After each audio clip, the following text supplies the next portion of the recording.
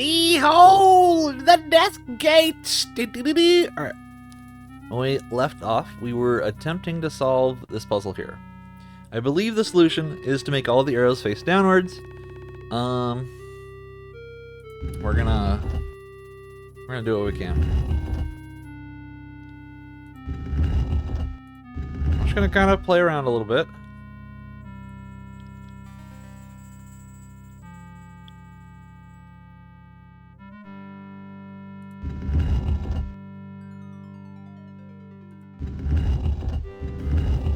So this is one off, which suggests to me, what does this mean? We go through the whole thing again.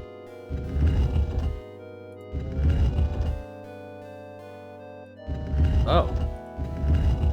Okay. Well, that's something. What happens if we keep doing it?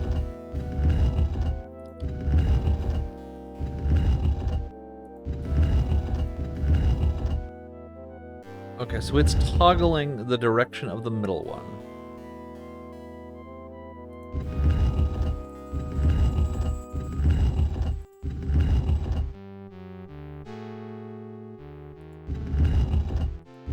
Interesting. Okay. Oh. Well, then shouldn't we just... Okay, hold on. We're off cycle, though.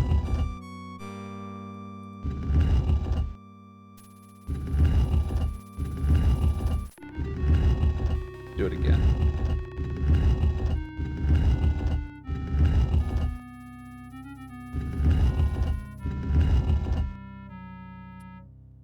I think we did it.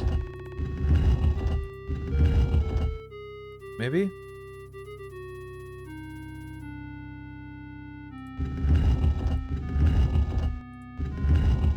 No, we're back to the start. Okay, hold on.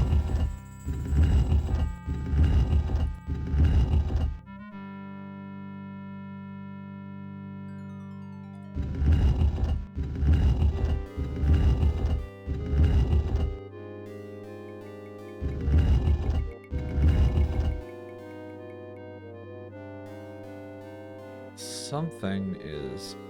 Like, we're so close. I think this is somehow the algorithm.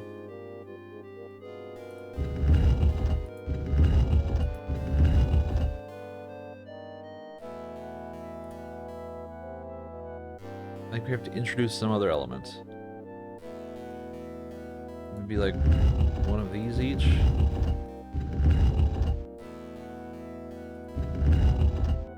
Okay.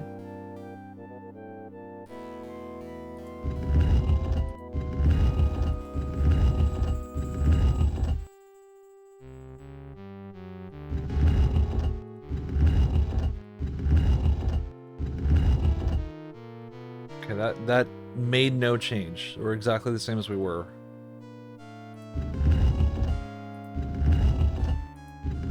See this again.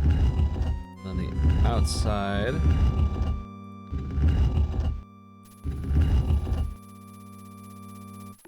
I think this is good. So now when we do this, we hit the middle one. We align it all. Okay, yeah, so we have successfully rotated it 90 degrees.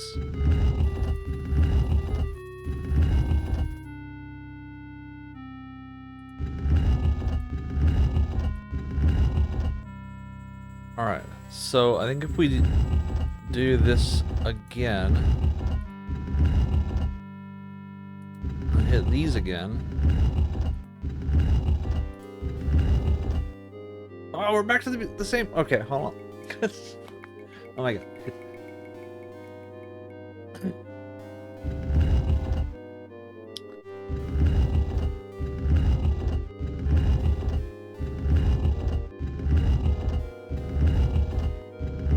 Okay, that sequence has the effect of rotating everything but the middle one to the left 90 degrees.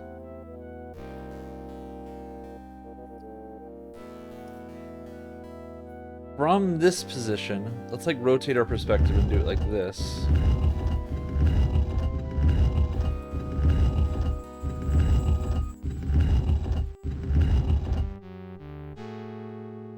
And that again has rotated everything on the outer ring by 90 degrees to the left, except for the middle one. Okay.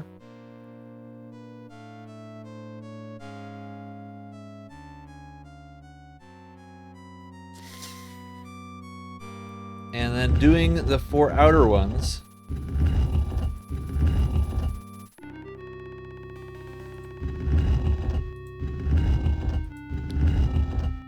Okay. Let's do the 4 outer ones again.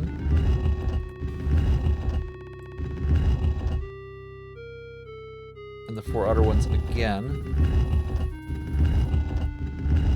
We did it! Yeah! The stone symbols click into place and the wall slides away. Beyond you see a dark tunnel. You still yourself and walk in. There is a dead dwarf. These caves are ancient, carved long ago by the dwarves that lived here. Tunnels run off in all directions. Man, we're not really getting a very lively response in this world. Ha! But tunnels? Go away! Oh, hold on. I talk to no one. I wait for my lord. He will be here soon to take me with him. Be gone. 1 second, everyone. Let me turn off voice acting.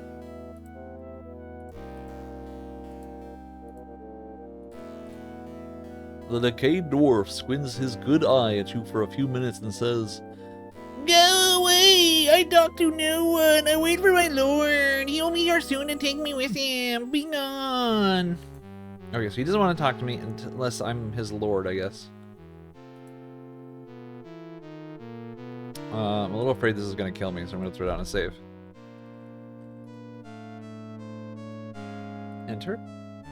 Unlike this junction, the other tunnels are too small to follow very far. Not much problem for dwarves, but you're big even for a patron.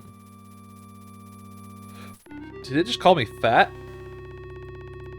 I think it did. Okay. Is there really nothing here? Bunch of tunnels? Salve? How do I convince him I'm his lord?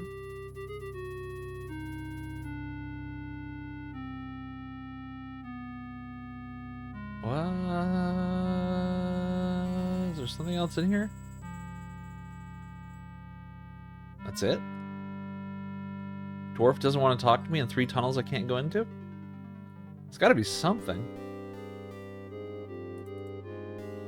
Zipnab stone is unremarkable in shape, somewhat rough, but without sharp edges. It's fairly ordinary in appearance too.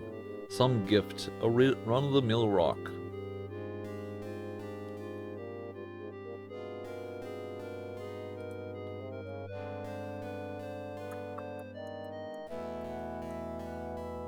Would you like a bread slice? The dwarf looks at the bread slice but doesn't understand your intention. A brain half eaten by bugs is a little slow on the uptake. Okay. So you do not want a bread slice. Yeah, it's probably fattening anyway. I don't get it. Is there some spell I'm not thinking of? Can I cast motion on him? Can I swap with him? Motion. Okay. What happens if I cast swap on you?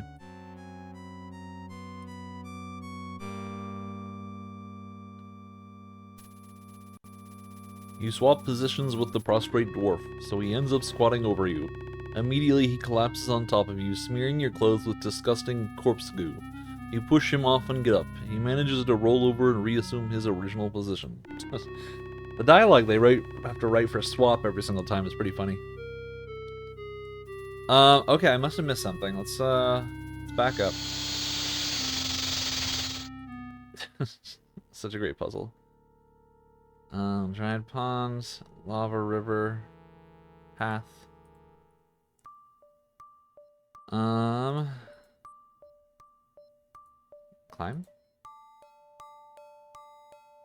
Alright, I can't climb that.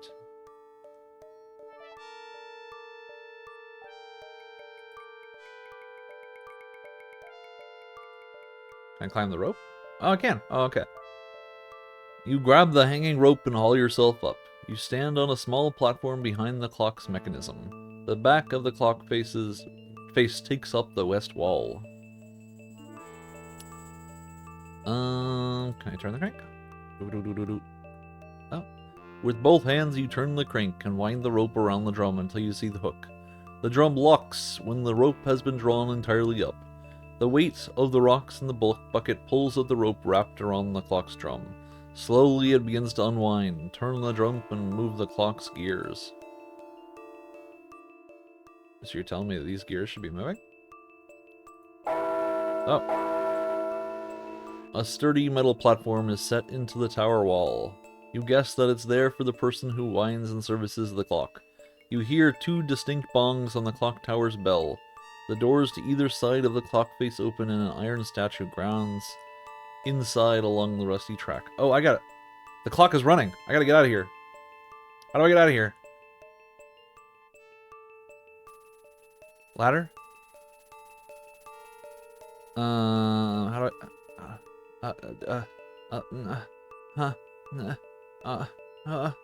I... Release lever? As soon as you pull the lever, the drum starts spinning uncontrollably. The rope gradually unwinds until it almost reaches the ground. Okay. So that was 2 bells. I see. Okay. So we turn the crank. So the clock is going. Let's wait. Time passes. Wait. Time passes. The doors to either side of the clock face open, and the iron statue grinds outside along the metal track. The doors slam closed behind it. So then now we pull the release lever. So now the clock can't go forward, and we can climb down the rope.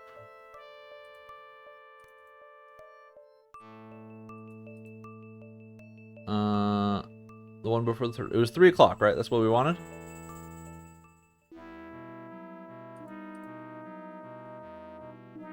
Was it not 3 o'clock?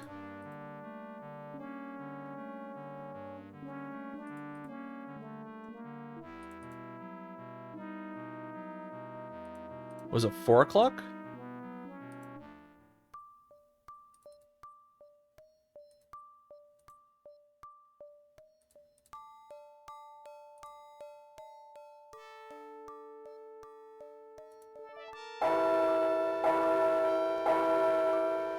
Three distinct bongs.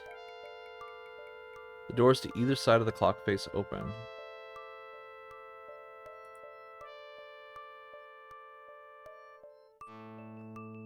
One, two, three. I'm a little confused. Didn't we already see 3?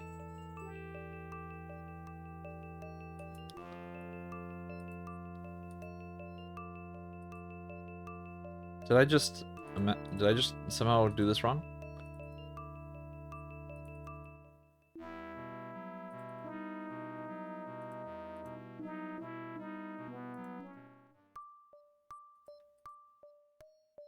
Is that the 3rd mark? 16 marks? Wait, what? There are 16 marks.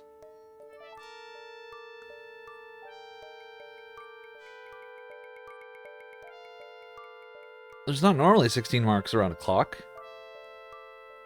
Okay, so this is a... Alright, well, I still think it was 4 o'clock. That's the next most likely thing, anyway. Turn. Alright, wait.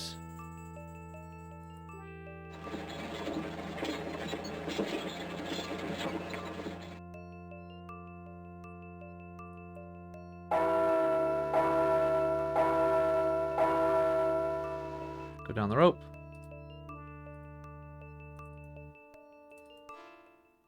Okay, we did it. Go in. This is a room of learning. A few books and papers are scattered across every surface, but there's room for much more. The dead butler jerks into motion and shuffles out the double doors, closing them behind him. Okay. Furniture. Open. You can't open the furniture. This is all just furniture. Window. Desk. Search. The desk doesn't have any drawers to look through, so you sift through some of the papers on top, but there's nothing of interest in them. You're telling me I just spent like 6 different combined puzzles to get in here? And there's nothing but this book here? Fine, let's look at the book. Fine, we'll take the book.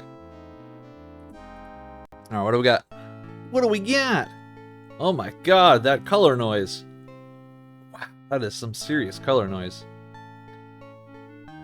It's blank, great. I record these notes in no particular order. I actually jumped around all the time when I was writing them.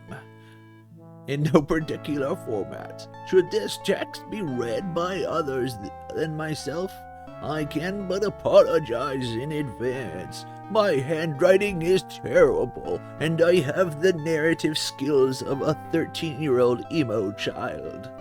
My name is Balthazar, and I am the king's personal necromancer. My duties include raising and maintaining the royal servants, though my deeper interests lie in the pursuit of other lost magical arts. The following notes comprise the results of a lifetime of research into these arts, as well as my personal musings on these and other matters. What the hell? Did I actually skip pages there? Oh no, there's just a bunch of blank pages. It was serious about the format being weird. I've never considered the practice of necromancy to be on strong moral ground. We have established that in order to survive in this harsh world, the dead are required to serve the living. Their labor supports our existence, but do we truly know what we're doing? What exactly are we bringing back, and how do our tamperings affect the rest of the wave? The dead never appear especially unhappy, merely confused. In their unfathomable minds, they exist in a time previous to their deaths. They perform the duties which they performed in life. In fact, it's almost impossible to teach the dead anything new. Their capacity to focus on unfamiliar tasks is minimal. A corpse can be given new orders, but in due course, depending on the nature of that particular specimen, it will inevitably revert to modes of behavior it demonstrated in life. There is no harm. It's giving me the hint for the zombie puzzle, which was amazing to be solved on my own, though I appreciate they gave a more directed hint here. There is no harm done when the tasks that the specimen performed in life have some application after death. I'm doing like Deckard Cain plus G-Man. But sometimes those tasks have little or no worth in our world, and yet the corpse living mentally in its former reality cannot be persuaded to abandon its behavior. Occasionally, the behavior can be modified to one of a useful purpose. But more often, all we can do is ignore the corpse, which strikes me as a regrettable waste of manpower.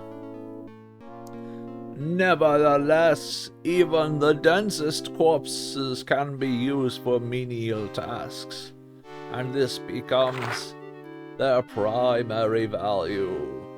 Corpses can be made to perform functions which the living cannot, or would not perform. I can't recall a time when battles were waged by living soldiers. That's awesome. Wars between dead soldiers. Why trouble ourselves when we have available so many who have already fallen? Their insensitivity to pain allows them to sustain blows that would cripple a living soldier. The dead don't stop until they can no longer move. In addition to war, corpses can be induced to undertake all potentially harmful tasks, such as fending off attacks from would-be predators. Claws and poison stings are fearful only to those who are aware of the consequences. Personally, I feel that we should be focusing our magic on keeping ourselves alive rather than resurrecting ourselves from death. With the plague more rampant than ever, we are now fighting a losing battle. Even now, the dead outnumber the living. Whenever I begin to research a new spell, I always start by attempting to build runes onto established spells. Sometimes, an entirely new spell can be discovered by adding a single rune onto a totally unrelated spell. This was the case with Possession, the art of casting one's soul into a lower life form. I started by taking some basic runes and building onto them. Many of the standard spell bases turned out to be dead ends. I foraged through some of my ancient texts without much success, but I did discover an obscure warding spell of awesome power. One wouldn't think that a warding spell could be manipulated into a possession spell, but forceful spells are sometimes born from the most unlikely of sources. The warding spell has a long history. I don't know if it has been ever used in Abarak. It can only be cast by a group of very powerful Sartan. The spell creates a huge shield that repels any foreign magic. I remain uncertain as to its original purpose. The diagram of its rune structure follows. Wow! Am I gonna have to memorize that? Just in case, I'll jot it down. So it's like... Woo! Swirly? Circle, sun? Swirly? Circle. Co.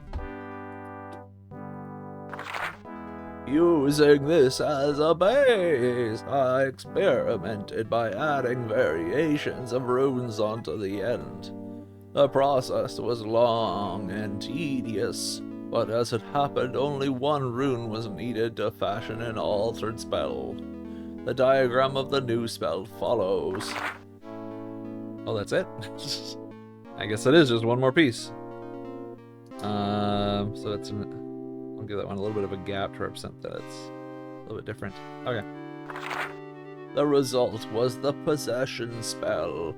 Testing it proved somewhat difficult. There are certain magic limitations inherent in the magic. What is that? What is this letter?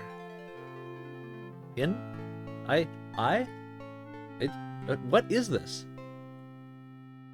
Oh, number 1. It's a parentheses. Oh my god. Number 1. One can only cast one's soul into a lower life form, such as the paukas we use as beasts of burden. Number 2. One must have physical contact with the target. The soul transfers through touch, so the spell cannot be cast over a distance. Number 3. while one is inhabiting the possessed body.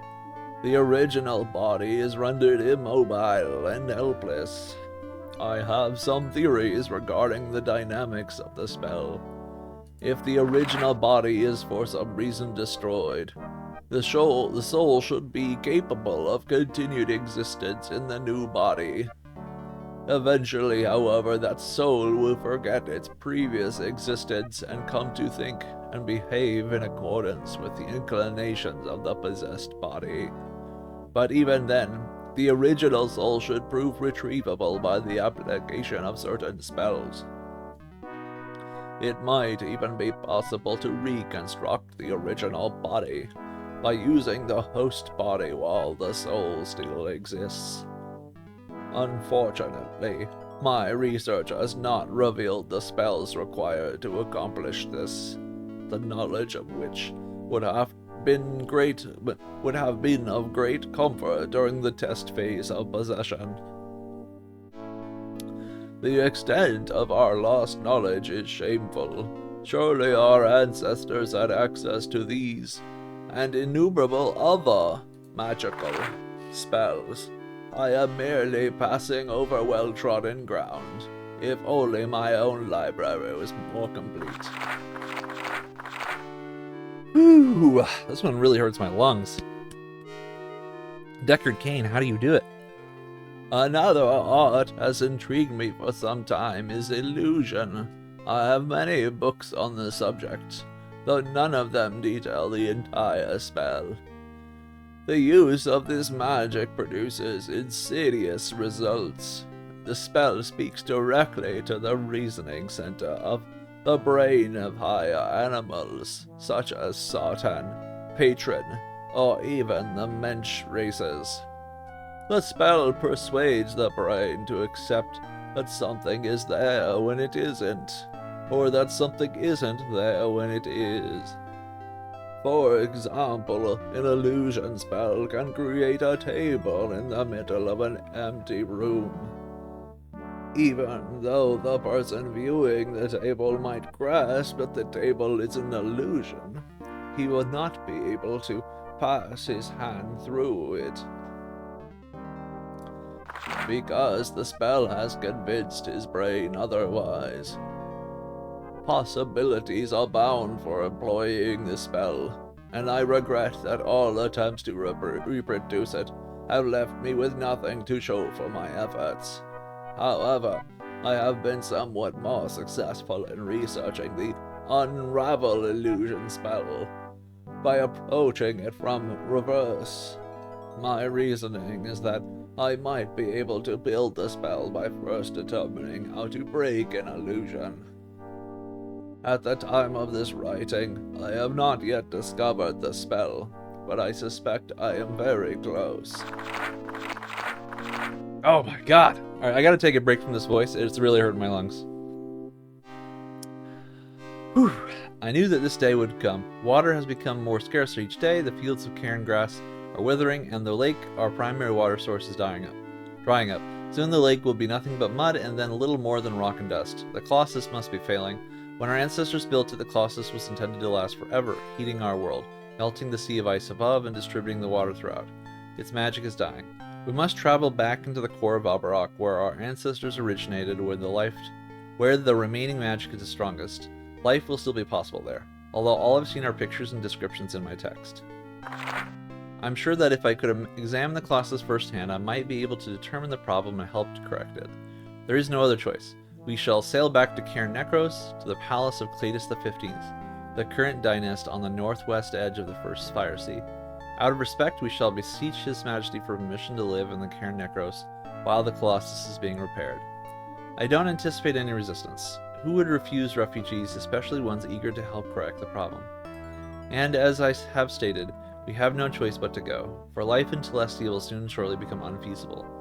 The problem of transporting the dead is an extremely challenging one. Many of them, removed from their familiar surroundings, will grow disoriented. 3 at least will find it impossible to adapt, so I've decided to leave them behind.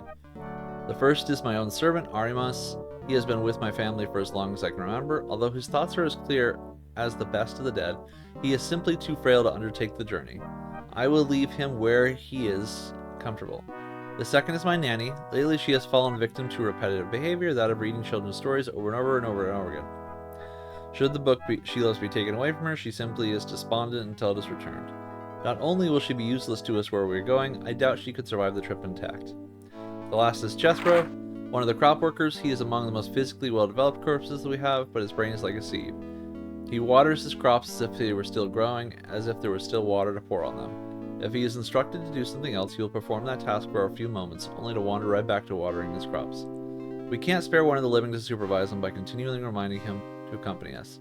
And if we haven't the time to train one of the dead to do it, so it would be best to leave him here tonight. I leave these notes for you to find, reader. Their purpose is to shed light on who we are and where we have gone, so that you will follow in our path. Do not remain here. Life is impossible. Follow us to the core where we have a fighting chance. Okay. So we have unlocked Karen Necros. We have learned 2 spells. Okay, it didn't make me do it. What's this window? Open window. Oh. Alright, so we're just here to learn the 2 spells and unlock a new area. Cool. Cool. Alright. That's good enough for the moment. Alright, we learned 2 new spells. One for...